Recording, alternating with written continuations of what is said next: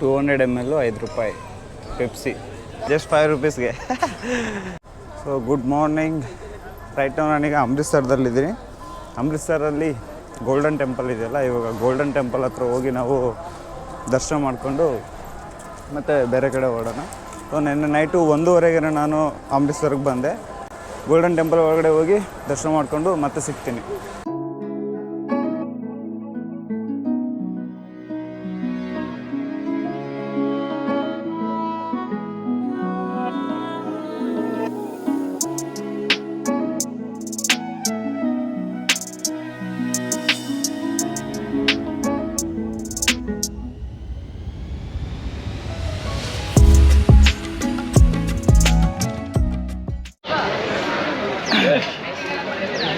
ನೆನ್ನೆ 1:30ಗೆ ನಾನು ಅಮೃತ್ಸರ್ಗೆ ಬಂದೆ. ಪಂಜಾಬಲ್ಲಿರೋ ಅಮೃತ್ಸರ್ಗೆ ಬಂದಿದ್ದೀನಿ.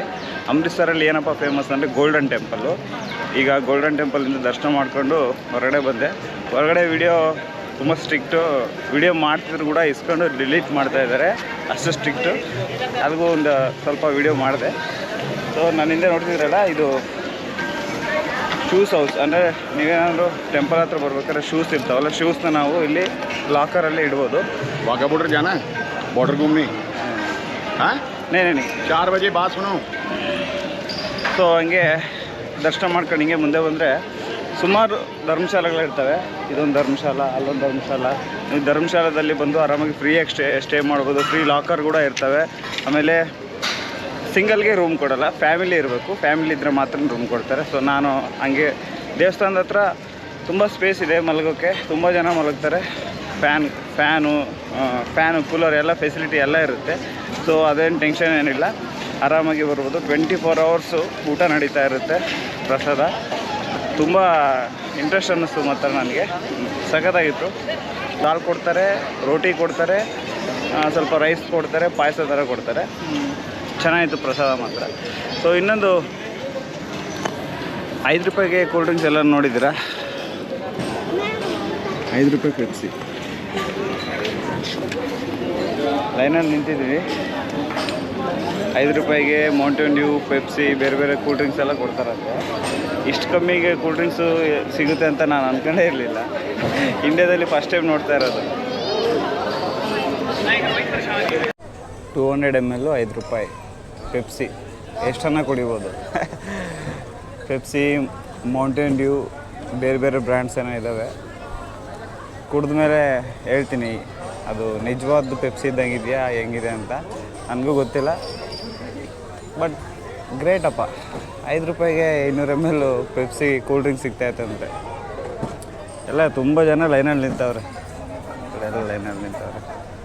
Only 5 rupees.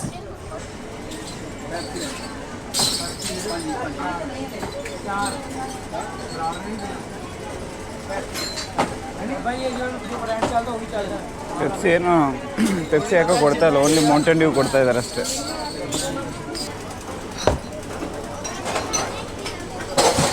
ನನಗೆ ಪೆಪ್ಸಿ ಸಿಕ್ತು. ಇನ್ನೊಂದು ಚೇಂಜ್ ಇರಲಿಲ್ಲ ಅಂತ ಹೇಳ್ಬಿಟ್ಟು ಇನ್ನೊಂದು ಎಕ್ಸ್ಟ್ರಾ ತಗೊಂಡೆ. ಈ ಅಣ್ಣಗೊಂದು ಕೊಟ್ಟೆ. ಮೌಂಟೇನ್ ಡ್ಯೂ ಅಣ್ಣ ಕುಡಿತಾ ಐತೆ. कैसे अच्छे?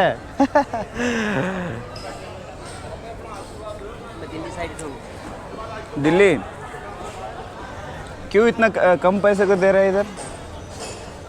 ऐसे देते हैं. हाँ ऐसे देते 5 ಹಂಗೆ ಕೊಡ್ತಾರಂತ 5 ರೂಪಾಯಿಗೆ, ಜಸ್ಟ್ 5 ರೂಪೀಸ್ಗೆ. ನನ್ನಿಂದ ಎಷ್ಟು ಜನ, ತುಂಬ ಜನ ನಿಂತವ್ರೆ. क्यों इतना कम को देते हैं पैसा ये cool drinks?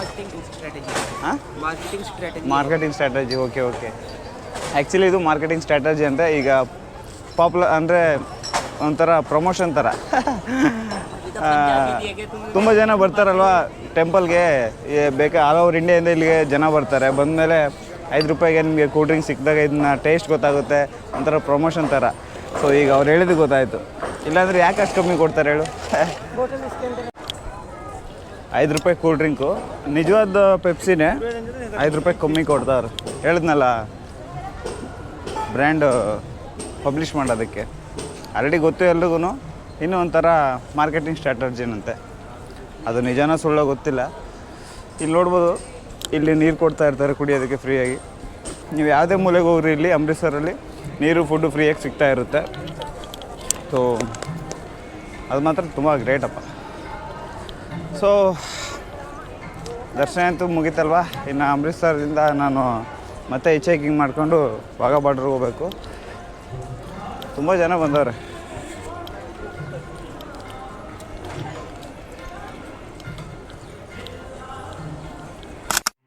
Jallian Walabagh 1919 April 13ನೇ ತಾರೀಕು ಸುಮಾರು 1500 ಜನ ಪ್ರಾಣಗಳನ್ನ ಬಿಟ್ಟಿರೋ ಜಾಗ ಇದು.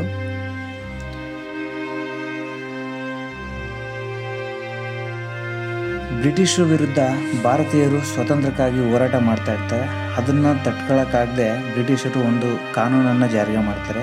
ಅದು ರೌಲೆಟ್ ಆ್ಯಕ್ಟ್ ಅಂತ. ರೌಲೆಟ್ ಆ್ಯಕ್ಟ್ ಅಂತ ಅಂದರೆ ಭಾರತದಲ್ಲಿ ಸ್ವತಂತ್ರ ಹೋರಾಟ ಮಾಡೋ ಜನರು ಯಾವುದೇ ವಿಚಾರಣೆ ಮಾಡದೆ ಅವರನ್ನು ಅರೆಸ್ಟ್ ಮಾಡೋ ಒಂದು ಕಾನೂನಾಗಿರುತ್ತೆ. ಜಲಿಯನ್ ವಾಲಾಬಾಗ್ಗೆ ಸುಮಾರು 10,000 ಜನ ಬಂದಿರ್ತಾರೆ. ಅವತ್ತು ಪಂಜಾಬಲ್ಲಿ ಬೈಸಾಖಿ ಅನ್ನೋ ಒಂದು ಹಬ್ಬ ಇರುತ್ತೆ. ಎಲ್ಲರೂ ಗೋಲ್ಡನ್ ಟೆಂಪಲ್ನ ದರ್ಶನ ಮಾಡಿಕೊಂಡು ಜಲಿಯನ್ ವಾಲಾಬಾಗಲ್ಲಿ ಒಂದು ಸಮಾವೇಶ ಮಾಡ್ತಾ ಇರ್ತಾರೆ.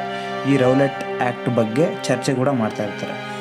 ಅದನ್ನು ತಿಳಿದ ಜನರಲ್ ಡಯರ್ ಅನ್ನೋನು ಏಕಾಏಕಿ ಸುಮಾರು ಒಂದು 50 ಜನ ಸೈನಿಕರನ್ನ ಕರ್ಕೊಬಂದು ಆ ಜಲಿಯನ್ ವಾಲಾಬಾಗ್ ಇರೋ ಸುತ್ತಮುತ್ತ ಗೇಟ್ಗಳನ್ನೆಲ್ಲ ಕ್ಲೋಸ್ ಮಾಡಿಸಿ ಒಳಗಡೆ ಬಂದು ಶೂಟ್ ಆರ್ಡರ್ ಮಾಡೋಕ್ಕೆ ಹೇಳ್ತಾನೆ. ಸುಮಾರು 1650 ಬುಲೆಟ್ಗಳಿಂದ ದಾಳಿ ಮಾಡಿಸ್ತಾನೆ. ಸತತವಾಗಿ 11 ನಿಮಿಷ ಈ ಶೂಟಿಂಗ್ ನಡೆಯುತ್ತೆ. ಇದರಲ್ಲಿ ಭಾರತೀಯರು 1500 ಜನ ತಮ್ಮ ಪ್ರಾಣವನ್ನು ಬಿಡ್ತಾರೆ.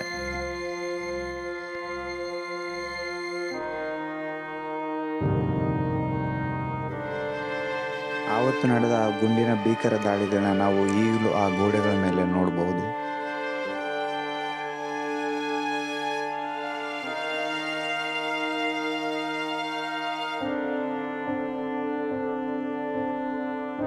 ಈ ಹತ್ಯಾಕಾಂಡ ಭಾರತದಲ್ಲಿ ಯಾವತ್ತಿಗೂ ಮರೆಯಲಾಗದ ಒಂದು ದಿನವಾಗಿ ಉಳಿದು ಹೋಗುತ್ತೆ.